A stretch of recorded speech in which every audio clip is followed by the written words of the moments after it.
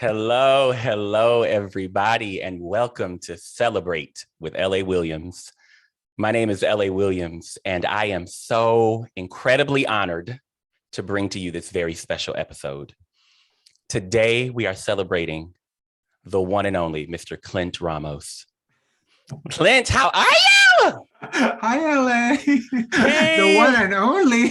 The one and only. The one and only. And I'm going to get into that in a few seconds. I'm going to explain that in a couple seconds. But before I do, I want to take a couple seconds, if it's okay with you, to talk about what Celebrate is and what it means to me. Okay. This series is a manifestation of a moment I had as a very young undergraduate student at Alabama State University. It was my first experience in the theater, first time seeing a play. And I went over to the building and saw a production of a play called Phaedra by Jouney, directed by Dr. Tommy H. Stewart. And it was one of those experiences that completely changed my life, right? I was transformed in the moment. I was like, yes, I want to have a life in the theater.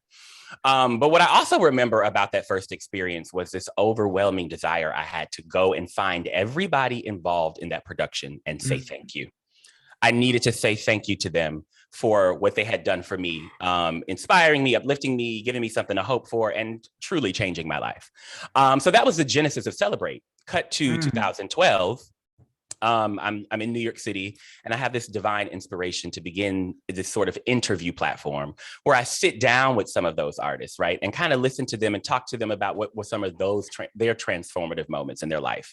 And here we are 10 years later, 2022. We're all pulling through this pandemic, living through war. We're doing all these things to keep going. And I consider those of us and you who are out there making work and still doing the work heroes. And so I wanted to sit down with some of you this season and just say thank you, first of all, Clint.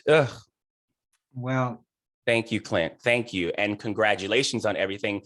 And also, I wanted to just kind of check in with you and hold space for you and celebrate you for a couple of different things that I'll get into. And here's my introduction. I haven't even started yet. Mr. Clint Ramos, I am so honored to be able to say to you in this space, Clint, how I believe that you are one of the most prolific theater artists living today. I do, Clint. I really, really do. I really do.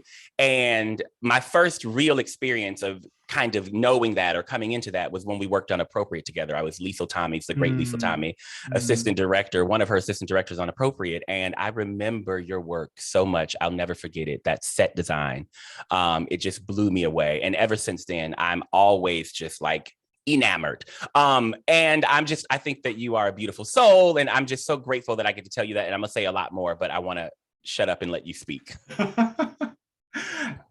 I mean, I don't even listen. Thank you for this space, and thank you for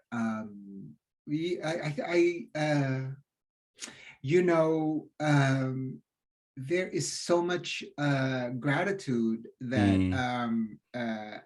that is out there for all of us, and so I think it's really it's terrific that that I think we all probably need to do that more. I know I certainly do. But I love that story of you discovering theater and just really wanting to thank people, because that's precisely when I discovered theater, that's exactly what I felt like. I felt like there was a sense of salvation, a sense of although I was very young, there was a sense that I was being redeemed. Yes. Not being redeemed for what I had done, because I was 11, I had not done much, but being redeemed for who I was. Yeah. And because we all think that we need redemption somehow, and I think and I think that's sort of key, right? Whether it's neurotic or not, and I'm sure it's all neurotic, but like I feel like we are put forth as theater artists. I think we are put forth to I'm going to speak for keep it in the I, but I think for me, what I had carried for a long time was this feeling of being incomplete, and I think part of what I think I am, what I know I'm very grateful for the theater was, a sense of being complete, a sense of finding home, a sense of belonging, a sense of everything, And yes, that is, there's a lot of gratitude, Absolutely. Yeah. Absolutely. Clint, before I get into the actual first question, I want to say that in going out and seeing shows this season, in wanting to show up for my people who I feel are on the front lines of this whole thing, reopening theater and the pandemic, I saw Long Day's Journey into Night, directed by the great Robert O'Hara, the great Robert O'Hara, and designed by the prolific Clint Ramos, among others. Thank you for showing up for that. Oh, God, thank you. I'm glad I did. And that is truly what made me say, I need to ask Clint to sit down with me. So thank you for that gorgeous, gorgeous, gorgeous work. Your work always makes every production better, Clint. I'm just going to say it. I'm going to just say the thing. Your work makes every production better. And you work on stunning productions directed by stunning directors with stunning designers. Alex James Chill's lighting on that production of Long Day's Journey, the projections, and your work as well. So thank you, Clint. And I just wanted to make sure that's at the top of mine and the main reason why I said, let me hit up Clint. The way I like to do these interviews is I like to start off by celebrating the day you were born. Now, that question is meant for you to take us back as far as you want us to go, and just talk to us either about your birth story or your earliest memories or just growing up as a young Clint. Yeah, no, I was, I was born in the Philippines, born and raised in the Philippines, in an island called Cebu. It's an island in the middle of 7,000 island archipelago. It's in the middle of that. It's where the Spaniards landed and started to colonize the islands. That was in the 1600s. I wasn't born in the 1600s, Annie, but like, so I grew up in the 70s. I was born in the 70s, and that was sort of the milieu. That was and I grew up under, I came into consciousness, being under a sort of a dictatorship, come from a large extended family of both sort of revolutionaries and also what we call collaborators, and so, and a sense of like, my mother was a labor lawyer, is still a labor lawyer. Amazing. And so a sense of justice had always been kind of like inculcated on us as children, but I was queer, I was overweight, and I felt like I was, a minority in my own family, and so that sense of otherness had always been familiar to me, and I think growing up as a child, for me, it was always about. It was always about like, well, how can I escape? I was very conscious of some sort of like deep emotion. I was conscious that I had some sort of like deep emotional well. And I think that to a certain extent that terrified me, because I wasn't, I love my father. My father passed away in 2013, but my father, I grew up with two brothers too, so I knew that I was different from them, and I knew my father was kind of trying to figure me out, in a way. My mother knew, but never really acknowledged it in a way, my queerness, I mean. So I think for me, my sort of like rich emotional life that I had to turn into because, of the othering, became both my kind of escape, but also a thing that I was really afraid of, right? Like I was wary of those like deep emotional feelings. And so a lot of it was, channeled through kind of like my imagination, like I would imagine these weird things as a kid, like I would, I remember like one of my earliest memories was like, oh, I was gonna do this like big sort of, funeral kind of like parade for a dead bug that I was, but I'd always been playing with my, by myself, because I never really related with all the ball games or anything like that. And so, and then also I think, as a kid, I think part of,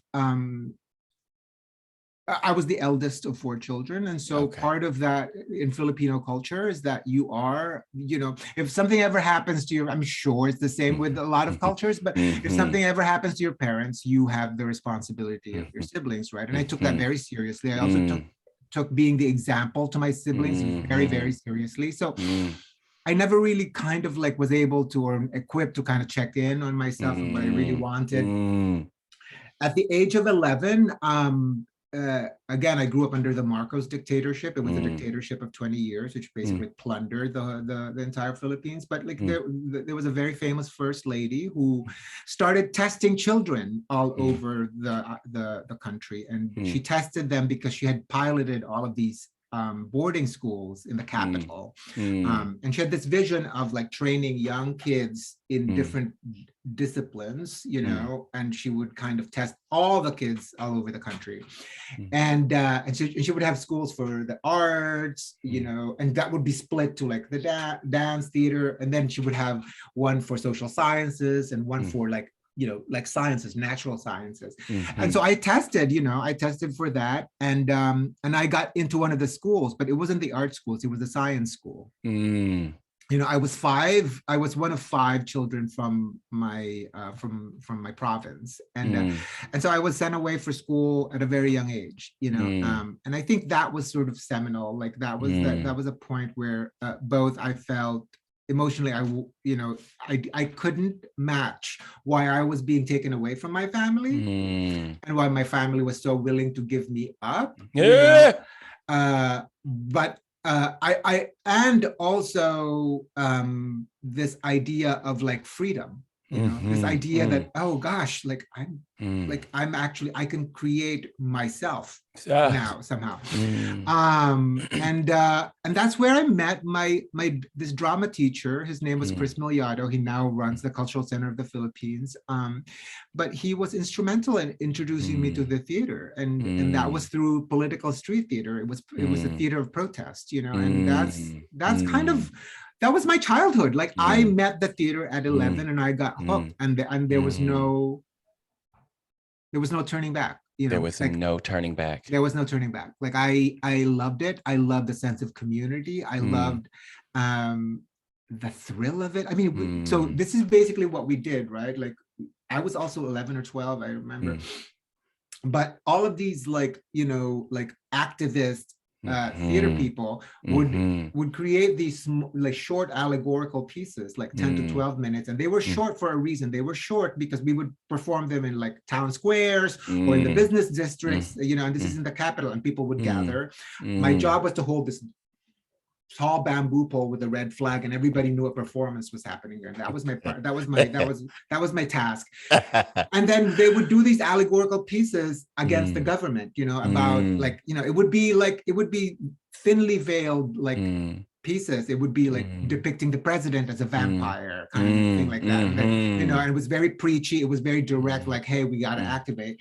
And it was short because the cops would come. If you went beyond 12 minutes, the cops would come. And the cops, and during that time, and this was during the 80s, they came with water cannons. And they would disperse you with water cannons. And so, but I loved it. I loved every second of it. I loved what it was doing to people. They were like really, it activated them in a way that I'd never seen before. I'd never, it like literally, and then the revolution happened like 2 years later. And this is like the most peaceful revolution ever. It was called the People Power Revolution, and I knew that what these folks were doing, and that I started to become a part of, contributed to that, to society being able to change. Yes. And so I understood theater differently. I understood it more than entertainment, more than sitting and escaping. I understood it as a venue for thought, a venue for change, you know, and ultimately really a venue for revolution, you know. Yeah, hey, God, Clint, yes. Yes. Sorry. Yes, Clint. Oh my God. Thank you for sharing that really beautiful. So that's my childhood. I know, right? I know, right? I know, right? I mean, to think that that was literally your upbringing and your childhood, but it makes so much sense to me listening to that, because I always feel that sense of activism and advocacy from you and in your work. And that sense that this is more than just about being cute or being entertaining, right? But this is about a revolution. That just makes so much sense. So thank you for sharing that gorgeous story. I'm wondering, when did you realize or come into the fact that you were a costume designer? Was that in that time frame? Yeah. This is a really good question. I think I came into design. I had always wanted to be a director, right? Like, and so I was directing an undergrad and in high school, you know, and I kind of like really looked at that as oh yeah, I want to do that, you know. But I think quickly I kind of like, and this is funny that you asked this, because I feel like I'm kind of like going back, revisiting those impulses again. I don't ever want to direct, I think, right? But like I feel like I think I was not confident enough to talk to people. I didn't have that. I just didn't. I think at that point, you know, when I was sort of like making a decision whether or not I should continue directing or I should actually focus on something else, I knew I wanted to stay in the theater, in the performing arts, but I didn't have that. It seemed to me that I didn't have that gift of actually talking to people and being nonstop about it. Like, you know, being able to actually talk to actors in a way that in a way that you can somehow convince them to actually coalesce into one vision. And then, you know, like there were a lot of like factors that made me think like, oh, this is not something I can do. And it seems to be very exhausting when I had done it, right? But I wanted to I still wanted kind of like a big picture of it, right? So that's when I focused on design, on both sets and costumes, right? I think what happened, and then I came to grad school, I came to New York, you know, as an immigrant. And, but I think what quickly happened was that people, because of, I would say, and I would venture to say that because of my queerness and kind of like my outward queerness and my brownness, you know, I think people quickly siloed me to doing one thing. And because I think in America, it's easier for everybody to silo you. That's right. That's exactly right. Yeah. They somehow there's cognitive dissonance around interdisciplinarity and multi. That's right. Yes. Come on now. Yes. You just got to be one thing, because I need to understand you. I need to understand. I need to understand. Right, exactly, because I can't understand. You're confusing me. That's right. That's right. And that term, "you're confusing me," I've met a lot in my whole career. Both because of, you know, English being my second language, but also just somehow it was a euphemism for you're lucky that you got in the door. And so I always everybody has to watch that term, confused. When people say in America, I'm confused, it means they're pissed off. Come on now. That's it means exactly they're what pissed off because, and you know who I'm talking about, but because they don't know how to express rage. That's right. Oh, they don't know how to express rage in a productive way. People are scared of anger. Yes, right? yes. And yet it comes out sideways in the most sort of abhorrent behaviors and policies that actually disenfranchise everybody that they're angry at. I digress. But so I think that's how I found myself through design. I was able to sort of like say, oh, if I do this, if I actually do sets and costumes. I am able to look at the world still in that totality, controls, have some sort of vision over what that world looks like. Oh God. And what the inhabitants of that world look like, and so to me it felt like that was the key. And on top of it, it also had to, for me at least, it had the perfect kind of balance between being really outward and insular, because there are times when I and to this day it's diminishing, but one of the greatest pleasures of being a designer is being able to actually be by yourself in your studio. And getting lost in that rabbit hole of worlds you would never visit, worlds that you would never ever visit on your own, or if it wasn't, the discovery of the human discovery that I've found through design has been the biggest gift, to me. Ooh, Clint, I love that so much. And it makes so much sense to me listening to you talk about that, wanting to be a director, but then shifting, because I always feel, and I've had the great pleasure of being in a room with you a couple of times. Like I said, back in Appropriate. I love when we did, yes. and white noise. Yeah, exactly. Yeah. And I always find your process to be so gorgeous, because you always, I can tell as a director that you are thinking about the whole production. Yeah. Like you have that you're thinking about the total thing, and that shows up in the work that you actually see as well. A couple things though that I'm sort of present to that I want to tease out really quickly just to get off my brain. Going back to your upbringing, now when you went away to do your thing, when did you ever come back to your family, or was that like? Oh yeah, no. I was just in boarding school, right? You were just in boarding school. Yeah. It was a government-run boarding school. Basically. Got it. Understood. With all of these kids, and I would go home for Christmas and in the summer. But I think for me, one of the biggest traumas of that was, you're 11. Absolutely. Exactly. Right. You're 10 or 11, and you can't quite understand why you're not with your mom and your dad. Yeah.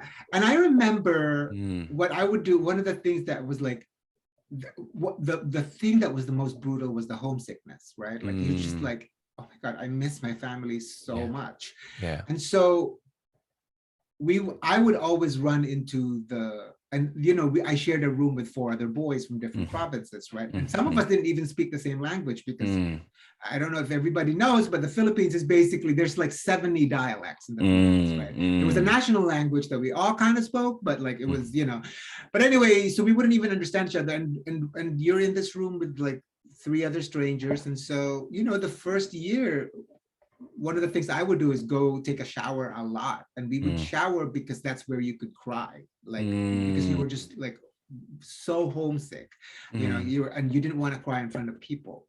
But then I quickly realized, that everybody was doing it, and so you heard this like shower the boy shower. I mean, I'm sure the girl shower too. The boy shower was literally water and wailing. It was absurd, beautiful in a way, but also that's like, you have all these children taking showers to cry. Yeah. Oh my gosh. Ooh. I know. Ooh, that is so, again, powerful and painful. Yeah. And very, very real. Okay.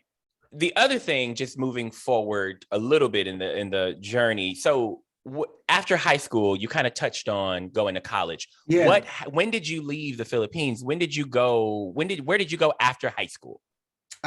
After high school, so I stayed in Manila, which is the capital, right? And then I went to the University of the Philippines. Okay. And I still wasn't convinced that there was and to a certain extent, I'm not convinced that there is a sustainable kind of like path in the theater, unless of course it's state run. But I wanted to please my mother and said, what, I'm gonna take up pre-law. And quickly in the first semester, I was like, no, I'm gonna have to, do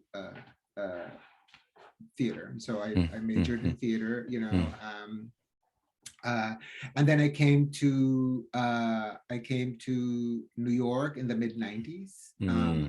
And then I kind of bumped around, you know, worked at like off Broadway, La Mama, when Ellen Stewart was still alive. You know, I kind of like, you know, like took out her trash and all that kind of stuff. You know, because it was like she was a almost like a home for wayward souls, you know. And so, and I just kind of like absorbed the city. I fell in love with it, you know. I felt like, you know, here I was in the center of the Western world, you know, and I was porous. I was ready to, learn and to assimilate, you know. Ready to learn and to assimilate. Yep. And because you're young, those belonging, you know, that sense of belonging was really was top priority. Absolutely. And so you don't really realize what you had to give up to belong, you know. So Clint, you wearing me out this morning. you working on me. Oh my God. Ooh, that's so gorgeous. So okay, just my tracking brain. So then you finish undergrad and then come to the United States. How long? And you do all the things. You know, you move around, and then how long before you entered into grad school? How did you get into grad school, and where did you go? 3 years. You know, so I got into grad school in the late 90s at NYU. And then on a scholarship because I couldn't afford it, you know. Like absolutely. It was not, you know, it was a lot of money. It's still a lot of money, and yes, you know, God, it's one of my things, you know, about how we're educating, what theater education is. You know? Yes, it's. I think we really have to think about it. You know, I feel like there's so much dismantling of BFAs and MFAs that need to happen. Yes. Like, what are we doing? It's borderline criminal. Anyway, what I was gonna say was that, so I went to NYU and I met like amazing teachers and amazing people, and I was in New York, you know, and everybody was working towards something, you know, and I was a sponge. I just I took everything in, you know. Wow. So it sounds like that was a pretty seminal experience for you being at NYU, and you met some wonderful people who supported you. I'm going to say this. I met a lot of wonderful people, and it wasn't for NYU. I had great teachers. I had Susan Helferty, Paul Steinberg, Marty Tagliadinas, all of these folks, you know, Eduardo Sicanco. And they taught me. I learned so much. You know, I had learned so much of the way, of one way theater was being done. One way. And I mastered that in a way, you know, but I didn't know, I wasn't conscious of what I had to unlearn in order to make space for that. Right. And so the last 10 years of my life has been about really revisiting that and actually unlearning a lot of that. You know, unlearning a lot of what I radically call the oppressor's way. You know? But I don't want to say that there was no value in what they taught me, because there was, you know, there certainly was, and it's big, like it is a big, I value it so much. What I struggle with is what I had to give up, you know, to actually make space for that stuff. Yes. You know. Talk about it, because when we think about it in the context of celebrating the journey, that's such a wonderful point. We have to sacrifice and give up so much to do what we do, and to be on the journey and to learn the things that we pay to learn or taught or whatever. And that's such a really powerful thing, Clint. Thank you. I mean, Yeah. we're taught, and to this day, we are taught all of these ways, we're taught Peter Brook, we're taught, Yep. all of these ways. And in terms of theater aesthetics, there is a way that I think that was valued, and a lot of it, was about, and it's not, it's not invalid, it was about essentialism, at least when I was like going to school, it was about sort of like, hey, how can we distill this narrative into one or two ideas, right? And then and let the and put that on there, it was about stripping down and really being essential about things. And I think to a certain extent that economy was very attractive, and that economy made sense, that this idea of like, let's boil it down to one thing, right? Like, or to one thing, and do that as a design, as a blah, blah, blah, and yet I knew that I was like, I was bumping up against it, not like consciously. I knew that every time I would bring stuff in, a lot of the critics would happen like, oh, it's too busy what you're bringing in. You're and I would be called a maximalist, and all of this. And to a certain extent, I took that seriously, and I said, well, how can I not be that?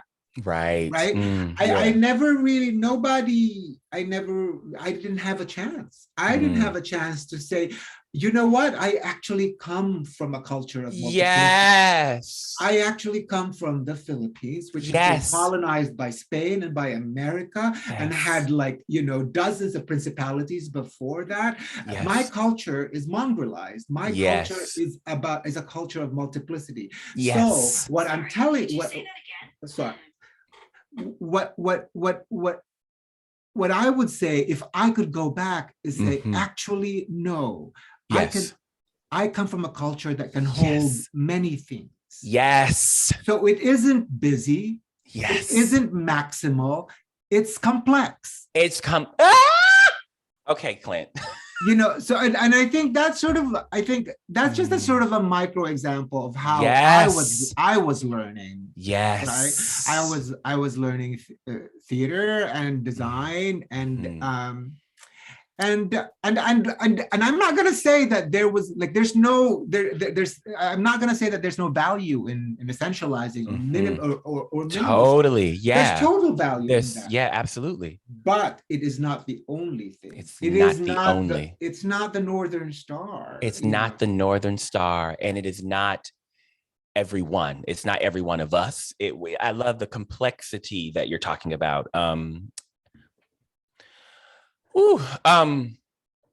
Awesome. I was going to ask you, how have you been sort of unlearning some of these things, but you kind of, well, how have I been unlearning it? Up until last semester, I was actually an educator too, and I had been like looking at how I could have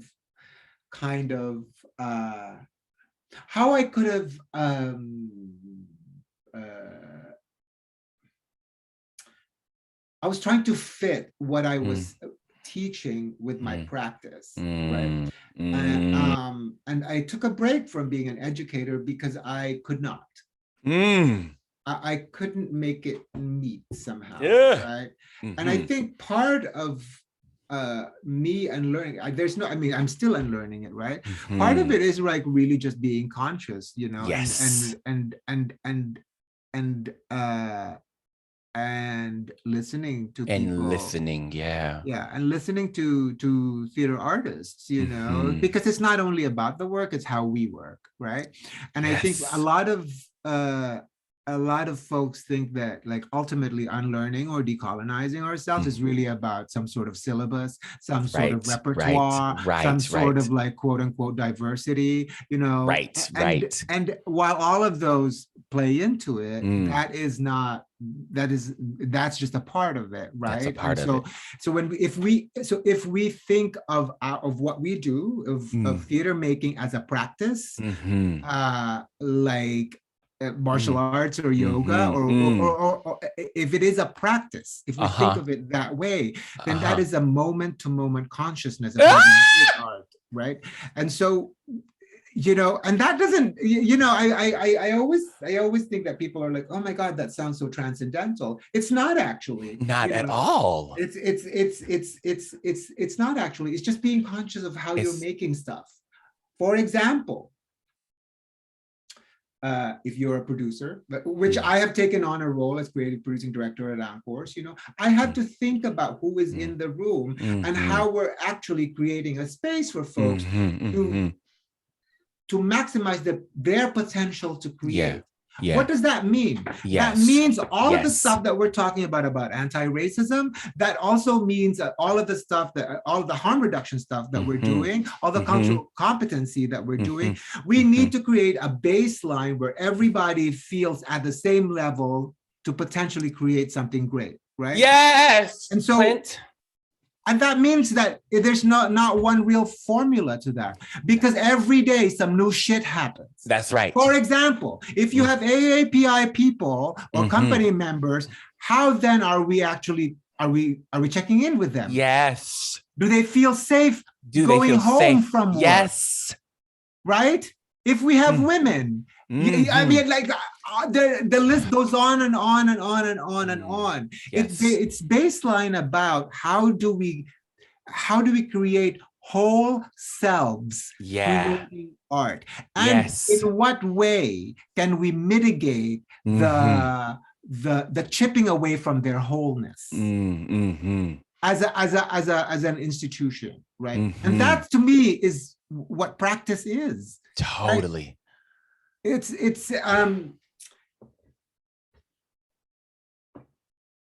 It's really about how we create the thing that we create. Yes. Yes. Yes.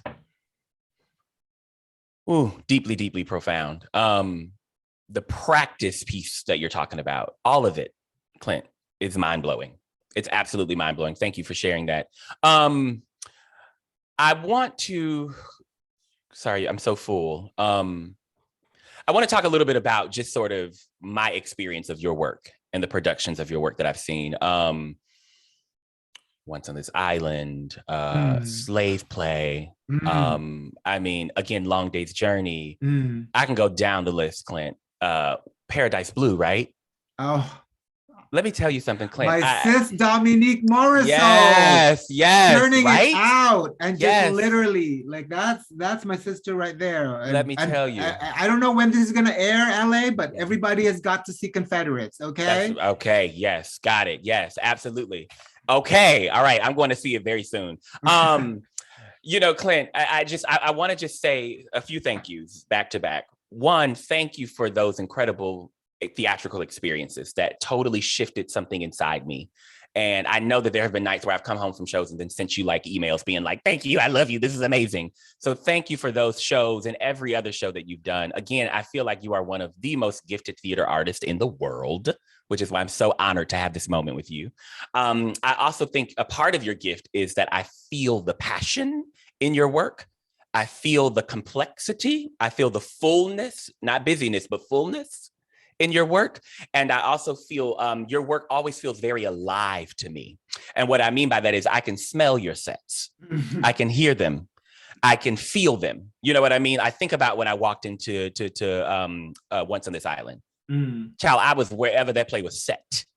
I was wherever that play was set. And I always, when I was at Paradise Blue, and again with Long Day's Journey. So Clint, I want to let you know right here and right now from me and from I think a lot of people I speak for in our community when I say thank you for all of you and giving all of you into your work that is just so beautiful and complex and full and gorgeous and always just right.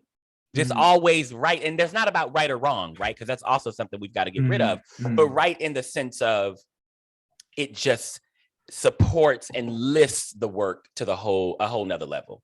And so I just have to say that. Another thing I want to thank you for, Clint, while I have you, is thank you for your advocacy, which I think is exemplified right here in this conversation.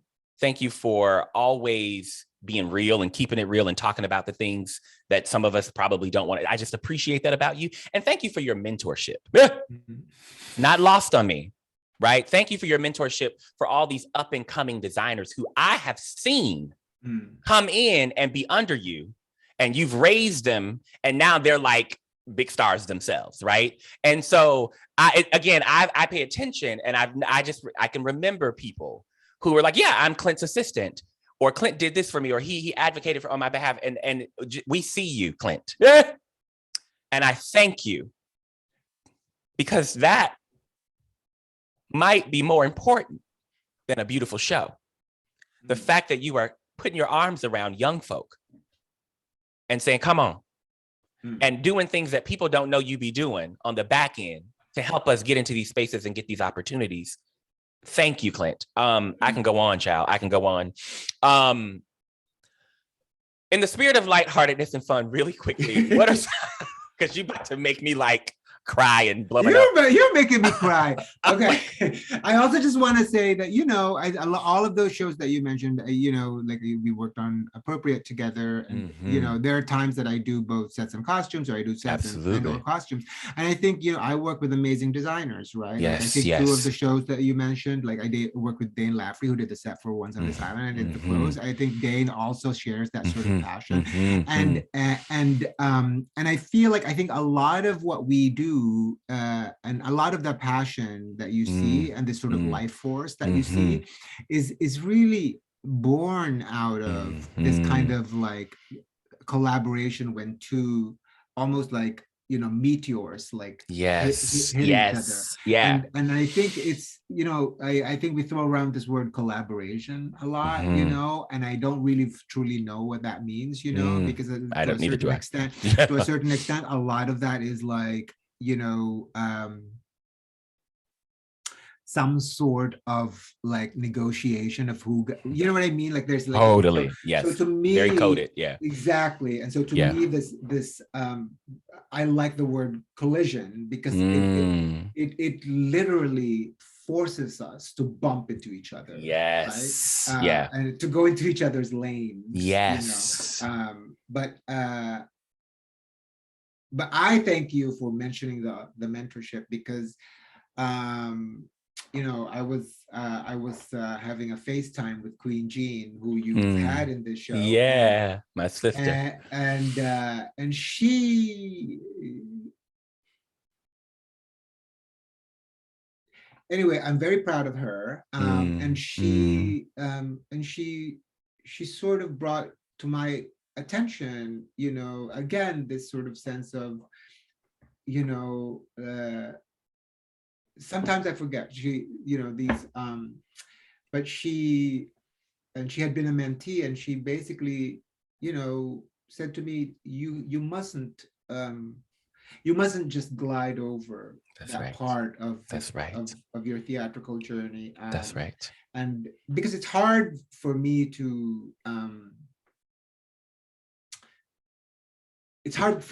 listen to gratitude around my mentorship, because it gets me really, really emotional. Because a lot of my mentorship has been fueled by rage. Rage that I didn't have, that kind of thing. Rage that that mentorship had become some sort of power play in the American theater. And mentorship really means about like, what is it to actually what should we do to actually lift up people, whole people, not just like have somebody sit in your studio or whatever, but like actually be conscious of what their lived experience is and what they could be going through as you're lifting them up. Right. And so I think a lot of that is so thank you for actually saying that, and thank you for I need to work on absorbing what that feels like. Oh yeah, I love what you're talking about when you say the rage of it all, and not having, also not coming from a place where you didn't have that, and still being able to give it. Clint, what are some of your favorite things? Like, what makes Clint happy? Like, what are some of your like guilty pleasures, or just like lighthearted fun stuff? Like, I love a good key. Yes. I love a good key, you Yeah. know. Yeah. I love hanging out with Mm, I love hanging out with friends in the theater, you know, mm, like mm, you know, I've had long mm, relationships with a lot mhm, of folks, both mhm, through advocacy mhm, and mm, through making mm, theater. So mm, I love that, you know, I love like discussing things, you know. And when I say mhm. key, you know, it might sound trite, but it actually is about like a soul check-in, but also Yes. an art check-in, an intellectual Yes. kind of like Yes. absorption. I can't separate those two, right? So Mm, while we're talking about art, we're also talking about the world, and we're talking mm, about silly stuff. You know, it's like mm. it's never It's full. it's full. You know, it's Mhm, full. I can never mhm. like sit through like a meeting that's just like, let's discuss this. You know what I mean? Like Yes. I can't. Like Yeah. it has to be somehow soul nourishing. Otherwise, Soul nourishing. I'm not taking part of that. And so I like hanging out with like with friends, whether it's Mhm, on Zoom or whatever, you know. And mhm, I have to say that I work with friends, and so it's mhm, easy. It's easy, mhm, right? mm, Um, what are the other things? I you know, I have a 5-year-old daughter, so mm, time with her mm, mm, is just amazing, and that's like mm. precious time, you know, with Yeah. my husband. I like Yeah. gardening. I love Yeah. gardening. Yeah. Love It that. calms me down, Mm, and I don't know, I you know, I think I like to laugh. You know, I mm, like to laugh as intense as I am. Like I mm. acknowledge that I am actually intense. You know, and that passion that you talk about, a lot of people think, "Oh my God, that's a lot." It's like, no, you know, am I extra or are you basic? I'm just saying. I'm just saying, I'm like, just you know, it's asking. all relative. But Totally. anyway, Mm, I like to laugh, and I don't, mm, you know, mm, I, I like creating stories. I like imagining. I haven't stopped doing that. You know, mm, that mm. to me is my favorite thing. You know, Yeah. yeah. Yeah. Whew, I'm conscious of the time. What's your favorite food? Oh my God, what's my favorite food? I love everything. I mean, but Mm, like you know, it's always the food of my people. I always go to mm, mm, Filipino mm, food, you know. Love that. What's your Yeah. favorite city? Oh, you know, hmm, that's gonna be so controversial. I'm really feeling Los Angeles these days. I'm just Okay. gonna say I'm really feeling Los Angeles today. You know what I mean? Or these days, Mm, you know, mm-hmm, I love New mm-hmm, York. New York mm-hmm, is like that, you know, mm-hmm. that boo that you just can't get rid of. You know Yes. what I mean? Tell me about it, child. He just holds on to you. He just gotta Holds on, sometimes by the throat, you know. right, comes up with new tricks to reel you back in, you know. Even in the pandemic, That's totally. Like, yeah, right, it's like, I'm back. What am I? Yeah. right, Ooh, child. exactly. I love that. I love that, Clint. Okay, listen, I like to wrap these conversations up with three questions that I love to ask. The first one being, what does it mean to you to be celebrated? Ooh, ooh. Okay, come on, you with all these questions. uh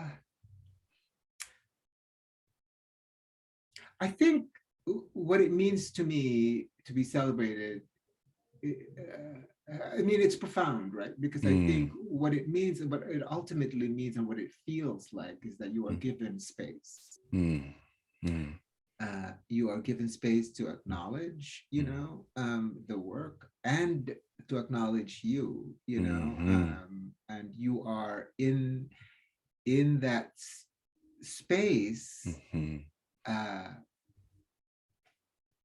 not being asked to apologize for anything. mm. Um, you know, I think it means to be loved. You know, Yeah. to be celebrated is to be loved. You know, Mm, and so I am grateful. You know, that you gave me this space today, mm, because I know, in you know, the first time I met you, I was like, the energy of this boy is just amazing. Like, what is happening? And I've mm, always felt that over the years, like we worked on Appropriate Together, the Brandon Jacobs Jenkins piece, and then we did Susan Laurie Parks, and I've seen your shows, and I've seen you mature as an artist. So it's really satisfying, but it's also satisfying to see that, that you have that sort of verve and that life, and that has not been extinguished, right? Because I think for a lot of folks, what folks don't realize is that it is a struggle to not extinguish that fire. Yes, absolutely. What or who do you celebrate? Well, I celebrate every single Black, Indigenous, and person of color in the fucking American theater. Because you know what? We've not been celebrated enough. Yes, right. That's right. We have not been celebrated enough. That's right. I celebrate all of us. I see all of us. And what I'm gonna say is that in spite of all the pain and the injustice that we have all experienced in the American theater, we have found in our deep repository of love to give the American theater a gift of ourselves and a gift of the truth. Ah, God. And if the American theater does not take those things as gifts, then it needs a deep, deep, deep dive into its spirit to ask themselves why. What is preventing them from accepting that gift?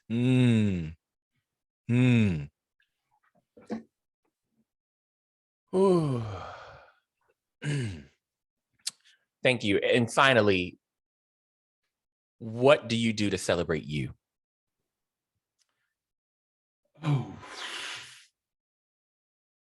What do I do to celebrate me?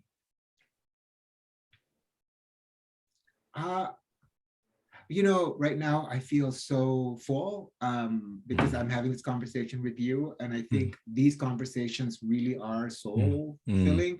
But I think if I celebrate the people who I mentioned, and in ways that are, that are not direct, whether or not I watch their show, or support them or mentor them.